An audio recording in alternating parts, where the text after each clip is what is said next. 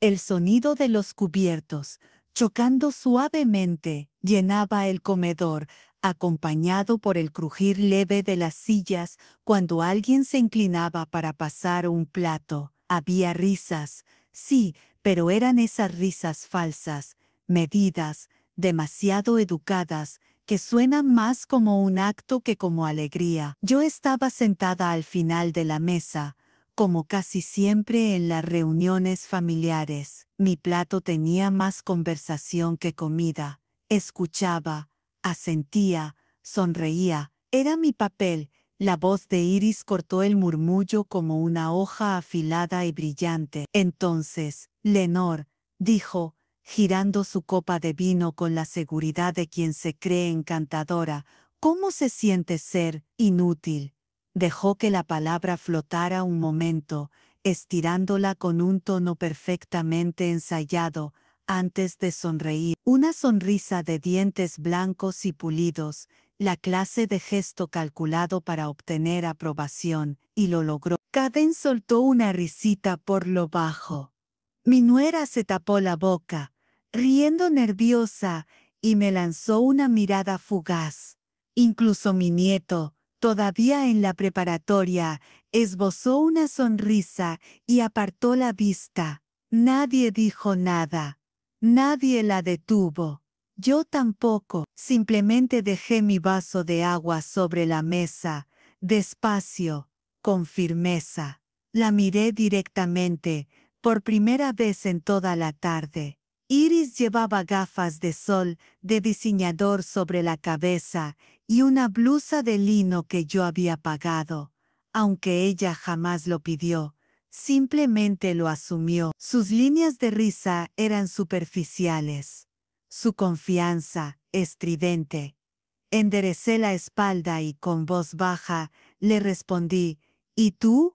¿Cómo se siente saber que esta inútil ya no pagará tus cuentas? El silencio cayó de inmediato, espeso, absoluto. El aire se quedó quieto sobre la mesa. Iris parpadeó, confundida. La sonrisa se le borró de los labios. Caden detuvo su tenedor a medio camino. Esta vez, nadie rió. Mis palabras se quedaron flotando, pesadas, cubriendo la habitación como terciopelo oscuro. No levanté la voz, no hizo falta. Me levanté, empujando la silla hacia atrás. Las patas rasparon la madera con un sonido seco. Final. Tomé mi bolso del respaldo. Asentí una sola vez, sin mirar a nadie en particular, y caminé hacia las puertas del patio. Detrás de mí, la mesa contuvo la respiración. Afuera, el sol me recibió en la cara como un viejo amigo, cálido y sincero, y entonces me di cuenta de que no había respirado de verdad en años. Cuando crucé la puerta del patio, sentí que dejaba atrás algo más que una cena. Dejaba un papel que había interpretado por años sin darme cuenta, el de sostener a todos mientras ellos fingían que no necesitaban apoyo. Caminé despacio hacia el coche, el aire tibio rozando mis mejillas, y por primera vez en mucho tiempo no pensé en volver atrás, solo quería silencio. Mientras conducía de regreso a casa, las luces del vecindario pasaban lentas, reflejadas en el parabrisas como destellos de una vida que ya no me pertenecía. Recordé la primera vez que Iris me pidió dinero. No fue una súplica. Fue casi una orden disfrazada de favor. Solo un préstamo pequeño, había dicho. Caden estaba a su lado, incómodo evitando mirarme. Yo había dicho que sí, sin pensarlo. Era lo que hacía. Siempre decía que sí. Pero esa noche, después de su burla en la mesa, comprendí algo con una claridad dolorosa. El amor no debería sentirse como una deuda. Durante años me convencí de que ayudar era mi forma de quererlos, de mantener la familia unida, de hacer lo correcto. Sin embargo, cada vez que abría mi cuenta bancaria, sentía un hueco en el pecho. Era el precio de la lealtad mal entendida. Al llegar, la casa estaba en penumbra. El reloj del pasillo marcaba las 10:30. Dejé el bolso sobre la mesa, encendí la lámpara y me quedé mirando mi reflejo en el cristal de la ventana. El rostro que me devolvía la mirada era el de una mujer cansada. Sí, pero también el de alguien que empezaba a recordar quién había sido antes de convertirse en un salvavidas permanente. Me serví un vaso de agua y lo bebí despacio. Mis manos ya no temblaban. Por dentro algo había cambiado, algo pequeño pero firme, como una grieta que anuncia un nuevo comienzo. Pensé en Iris, en su risa hueca, en su seguridad prestada, y en cómo había confundido mi generosidad con obligación. Ella no lo sabía, pero esa cena había sido nuestra última función. Me senté en el sofá y respiré hondo. El silencio de la casa no me oprimía como antes. Era distinto, más limpio, como si finalmente me perteneciera. Recordé el cajón cerrado en mi oficina, aquel que llevaba años sin abrir. Allí estaban los recibos, los comprobantes, los rastros de todo lo que había entregado. Tal vez era hora de enfrentarlo. Apagué la lámpara y subí las escaleras. En el reflejo del pasillo, vi una sombra más erguida,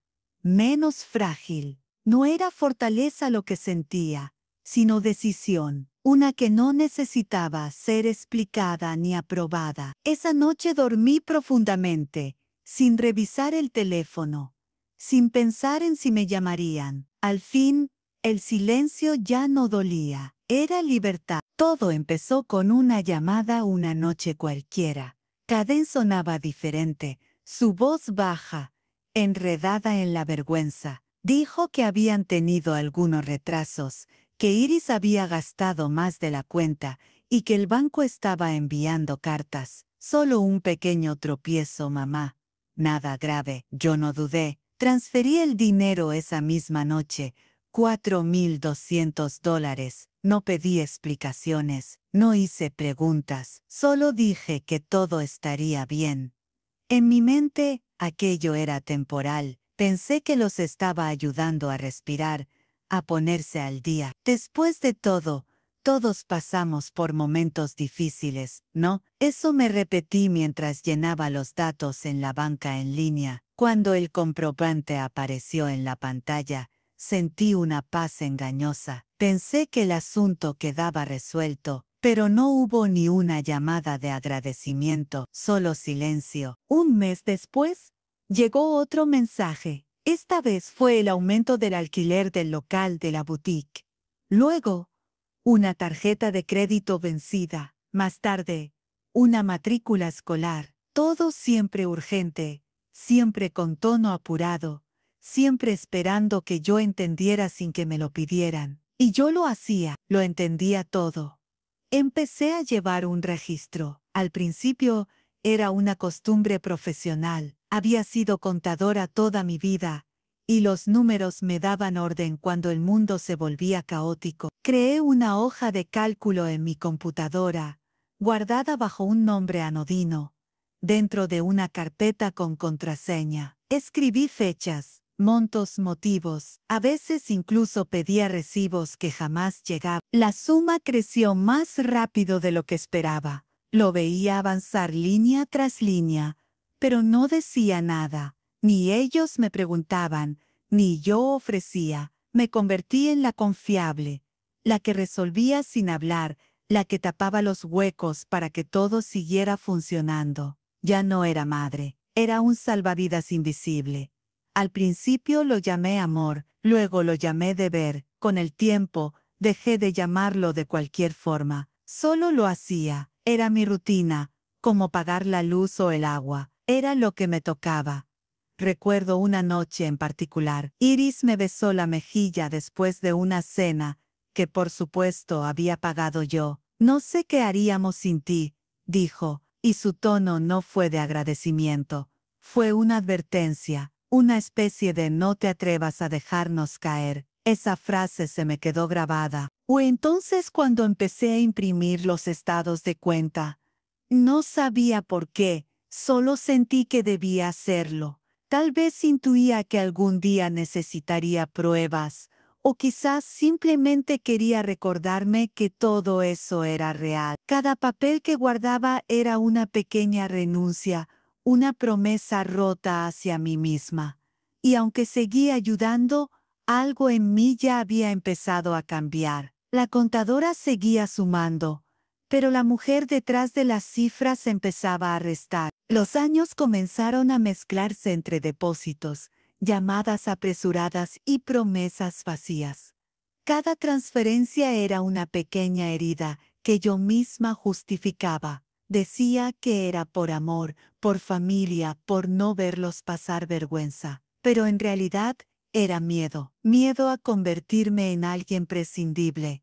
Había un momento, recuerdo, en que soñaba con un pequeño refugio. Una cabaña cerca del lago Lure. La había visto 1000 veces durante mis paseos de fin de semana. Tenía contraventanas blancas, un porche rodeado de pinos, y ese tipo de silencio que no asusta, sino que abraza. Llevaba casi 5 años ahorrando para el pago inicial. Me imaginaba despertando con el canto de los pájaros, con una taza de café caliente, y la certeza de que por fin la vida era mía. Pero entonces Iris llamó.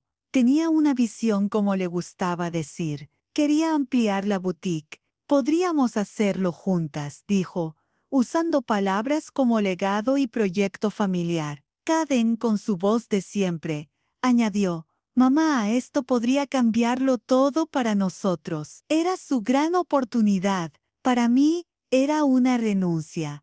Cerré la cuenta donde guardaba mis ahorros y firmé el préstamo. Vi mi nombre impreso en ese papel como si ya no me perteneciera. Ellos nunca preguntaron qué estaba sacrificando. Yo tampoco se los dije. Era más fácil seguir siendo la solución silenciosa. Al año siguiente, me invitaron a un retiro de pintura en Tucson. 3 semanas de sol, óleo y silencio. Casi digo que sí, pero Caden mencionó lo costosos que estaban los brackets del nieto. Y cómo el seguro no cubría todo. No esperé que me lo pidiera. Simplemente transferí el dinero. El folleto del retiro permaneció pegado en mi refrigerador hasta que los bordes se curvaron con el tiempo. Nadie notó cuando desapareció. Los sacrificios dejaron de tener fecha. Se convirtieron en rutina. Mi vida era una secuencia de renuncias pequeñas, invisibles, necesarias solo para que ellos siguieran caminando sin mirar atrás. Me convencí de que era amor, que el amor consistía en dar hasta vaciarse. Pero un día, mientras revisaba mis papeles, comprendí que lo que llamaba amor era, en realidad, olvido de mí misma. Pasaba las noches frente al escritorio, revisando números que contaban la historia de mi agotamiento. Cada cifra representaba un sí, que había dicho cuando quería gritar no, y sin embargo lo hacía con precisión, con ese orden que siempre me había definido. Tal vez porque el orden me daba la ilusión de control. Nunca los confronté, nunca pedí explicaciones. Yo era la base invisible sobre la que ellos construían su comodidad. Pero los cimientos tarde o temprano se agrietan, y aunque ellos no lo sabían, la grieta ya estaba ahí, creciendo despacio, paciente, esperando el momento de romper el silencio. Era un martes cualquiera, uno de esos días en los que el aire parece más pesado de lo normal. Estaba ordenando mis documentos, revisando las facturas del mes, cuando sonó el teléfono. Reconocí el número antes de que terminara el primer timbre. Era Iris. Su voz sonaba dulce, casi empalagosa. Lenore, comenzó, necesito hablar contigo. Es algo importante.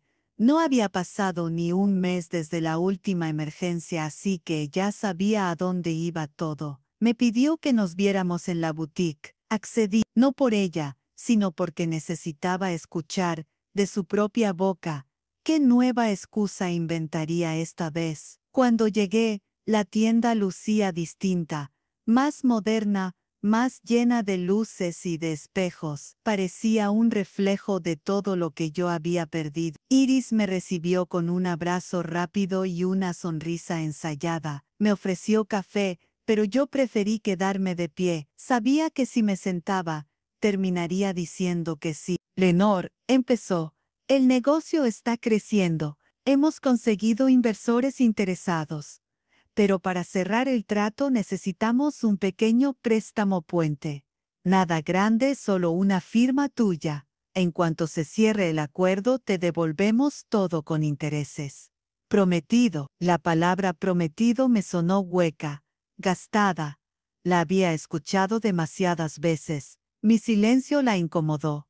Siguió hablando rápido, como si las palabras pudieran tapar la culpa. Es por el futuro de Caden, por el de los niños. Tú siempre has creído en nosotros. Entonces sentí algo dentro de mí romperse. No era enojo, ni tristeza. Era un cansancio antiguo, profundo. La miré a los ojos y por primera vez no vi a la esposa de mi hijo, ni a la mujer ambiciosa que me manipulaba con afecto fingido. Vi a alguien que nunca había aprendido a dar sin pedir. No, Iris, dije despacio, dejando que el silencio se hiciera más pesado que mis palabras. No voy a afirmar nada más. Ella parpadeó, confundida como si no hubiera entendido. ¿Perdón? No voy a hacerlo. Ya di demasiado, y tú lo sabes. Su rostro cambió de inmediato. La dulzura se evaporó. No entiendo por qué te pones así. Solo es un papel. Caden va a decepcionarse. Entonces que se decepcione, respondí. Mi voz no tembló, y eso me sorprendió más que a ella. Por primera vez sentí el peso de mis años transformarse en fuerza. Cada sacrificio, cada noche sin dormir, cada lágrima que nunca mostré, todo convergía en ese instante. No era venganza, era justicia silenciosa. Iris intentó reírse. Lenore, no hagas un drama, lo firmarás como siempre. No esta vez. Tomé mi bolso, caminé hacia la puerta y antes de salir, añadí, tú crees que me necesitas por mi dinero, pero pronto descubrirás que lo que realmente te sostenía era mi silencio. Cerré la puerta con suavidad. Afuera, el viento olía a lluvia, y por primera vez en muchos años, no me importó mojarme. Esa noche, después de decirle no a Iris, me quedé sentada frente a mi escritorio durante horas. La casa estaba en silencio. Solo se oía el tic-tac del reloj y el zumbido del refrigerador. No era la primera vez que decía no en mi vida, pero sí era la primera vez que lo hacía sin miedo. Abrí el cajón inferior, ese que casi nunca tocaba. Dentro había carpetas gastadas, recibos viejos y un sobre manila con una esquina doblada. En él guardaba algo que ni Caden ni Iris sabían que existía. Mis manos temblaron cuando lo saqué. Eran los documentos originales del préstamo inicial para abrir la boutique. En su momento, Iris me había dicho que solo necesitaban mi firma como aval, pero yo, por precaución, o tal vez por instinto, había pedido una copia de todo. Y ahí estaba el contrato que demostraba que el 60% de la propiedad estaba registrada a mi nombre. Había olvidado ese detalle con el tiempo, o quizás lo había enterrado junto a mis ilusiones. Pero ahora, al ver esas letras frías impresas en papel legal, sentí que algo se reacomodaba dentro de mí. No era codicia, era justicia. Pasé el resto de la noche revisando cada página, la fecha, las firmas, las cláusulas. Todo seguía en regla. Si ellos habían usado el negocio para endeudarse o expandirse, lo habían hecho sobre un terreno que legalmente aún me pertenecía. A la mañana siguiente recibí un mensaje de Caden, corto, directo. Mamá, Iris dice que te pusiste difícil. ¿Podemos hablar? No respondí de inmediato. En lugar de eso, fui al banco, pedí copias certificadas de los documentos y las guardé en una carpeta azul. Luego, Llamé a un abogado que había ayudado a mi difunto esposo con sus seguros hace muchos años. Le expliqué la situación con voz serena. Él escuchó todo sin interrumpir. Al final dijo: Lenore tiene más poder del que cree, pero use ese poder con calma. No por revancha, sino para poner orden. Esa frase se me quedó grabada. Poner orden. No castigar, no humillar, solo poner las cosas en su lugar. Esa misma tarde, Iris apareció en mi puerta. No llamó antes, solo llegó, con el ceño fruncido y la voz llena de exigencia. ¿Qué crees que estás haciendo? Caden está furioso. Estás arruinando nuestra familia. La dejé hablar. Cuando terminó, saqué la carpeta azul del escritorio y la coloqué frente a ella. Esto, le dije, es el contrato que firmamos al inicio. Léelo. Iris hojeó las páginas con nerviosismo. Cuando llegó al punto donde se establecía la participación, su rostro cambió de color. Esto no puede ser cierto, murmuró. Lo es, respondí, y te aconsejo que no sigas pidiéndome nada más, porque lo poco que me queda, ahora lo usaré para protegerme. Por primera vez, fue ella quien no tuvo palabras. Y yo por fin cerré el cajón con la paz que da saber que el silencio a veces también puede ser una forma de justicia. 2 días después, Caden llegó a mi casa. No llamó antes, simplemente entró, usando aún la llave que yo nunca le había de devolver. Lo supe por el ruido de sus pasos, fuertes, rápidos, llenos de rabia. ¿Qué hiciste, mamá? Fue lo primero que dijo al verme. No un saludo, no una mirada de cariño, solo acusación.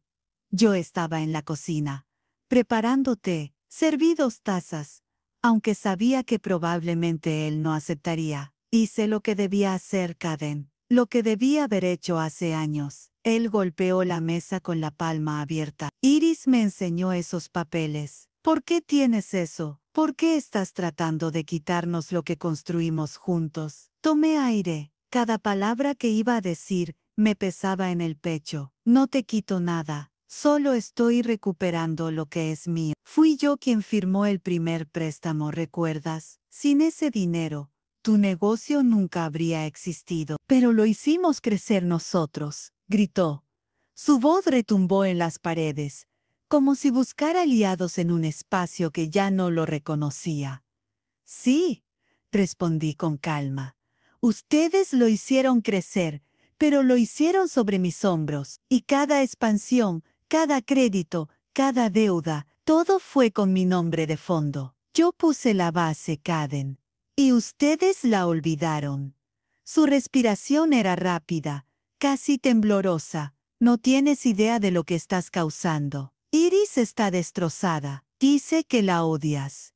Odiarla, sonreí con tristeza. No, hijo, no la odio, pero ya no la temo. Hay una gran diferencia. Durante un momento, el silencio llenó la habitación. Caden se pasó la mano por el cabello, frustrado. Podrías habernos hablado. Podrías haber confiado en nosotros. Confía, repetí. Te confié todo, mi dinero, mi casa, mis años, incluso mi dignidad. Y cuando necesité un poco de comprensión, solo escuché exigencia. Él bajó la mirada. La furia se transformó en algo más suave, casi confusión. Entonces, ¿qué vas a hacer ahora? ¿Demandarnos? No quiero demandas, respondí. Pero si ustedes insisten en seguir negando mi parte, tendré que defenderla. Ya no por lo material, sino por respeto, porque merezco ser reconocida. Caden no respondió enseguida. Se limitó a mirar las tazas de té. Finalmente dijo: Iris no va a aceptar esto. Entonces, tendrá que aprender a vivir con ello, contesté. Se levantó sin despedirse. La puerta se cerró con un golpe seco. Me quedé sola, escuchando el eco de su partida. El té ya estaba frío, pero lo bebí igual. Sabía que aquel momento marcaría un antes y un después. Por primera vez no lloré, no sentí culpa. Sentí una calma nueva, casi extraña, como si mi alma finalmente hubiera decidido ocupar el espacio que siempre le perteneció. No sabía que lo peor o lo mejor aún estaba por llegar. Pero esa noche dormí sin miedo. Y eso, para mí, ya era una victoria. La mañana del juicio llegó con un cielo gris y silencioso. No llevaba expectativas de drama, solo llevaba la carpeta azul que contenía años de pruebas, transferencias, recibos, contratos notariales. Cada página era un recordatorio de lo que había dado, de lo que había permitido y, finalmente, de lo que me pertenecía por derecho. Iris y Caden entraron primero en la sala, impacientes, intentando intimidar con miradas frías. Yo los seguí, tranquila, con la seguridad que me había costado décadas recuperar. Me senté frente a la jueza, una mujer de cabello plateado y mirada incisiva, y coloqué la carpeta sobre la mesa. No dije nada al principio, dejé que la evidencia hablara. El abogado de Iris intentó argumentar, usar palabras como manipulación y presión, pero cuando Margot Delaney, mi abogada, presentó fechas, cifras, transferencias, documentos notariales, la sala guardó silencio. La jueza hojeó los papeles, comparó las firmas y revisó cada detalle con cuidado. Finalmente, alzó la mirada directamente hacia Iris. Las pruebas son irrefutables. La moción para desestimar es aceptada. Iris palideció, su mandíbula se tensó. Caden no supo qué decir. Ni uno de los dos se atrevió a mirarme. Salieron de la sala sin pronunciar palabra. La justicia había sido silenciosa, pero clara. Yo me levanté, recogí mis cosas y salí del tribunal. No sentí euforia ni satisfacción violenta, solo un cansancio liberador, esa sensación de años de silencio que finalmente se rompían. Afuera el sol brillaba tímidamente entre las nubes, y respiré hondo, sintiendo que el aire era mío por fin. Los días siguientes fueron tranquilos. Las llamadas disminuyeron. Los mensajes desaparecieron. Era como si un peso invisible se hubiera levantado de mis hombros. No celebré, pero cada mañana disfrutaba del café en mi jardín, del aroma de la tierra recién regada y del silencio que no necesitaba explicar. La boutique siguió su camino sin mí, y no me importó. Por primera vez en décadas, no era responsable de los errores de otros, ni de sus sueños inconclusos. Mi tiempo, mi esfuerzo y mi dinero volvieron a mí, y los usé para cultivar mi vida, mis pasatiempos y mis pequeñas alegrías. Una tarde llegó un mensaje de Caden. Mamá, te extrañamos, nada más. No había disculpas ni promesas, solo distancia y un reconocimiento tardío de que habían perdido algo importante. Yo no respondí, simplemente lo borré. Dejé el teléfono boca abajo y salí al jardín. La vida florecía allí, sin permiso, solo para mí. Si esta historia te conmovió y te inspiró a nunca permitir que otros borren tu valor, comparte tus pensamientos en los comentarios. Dale like al video si te gustó y suscríbete al canal para no perderte más historias reales de fuerza y resiliencia.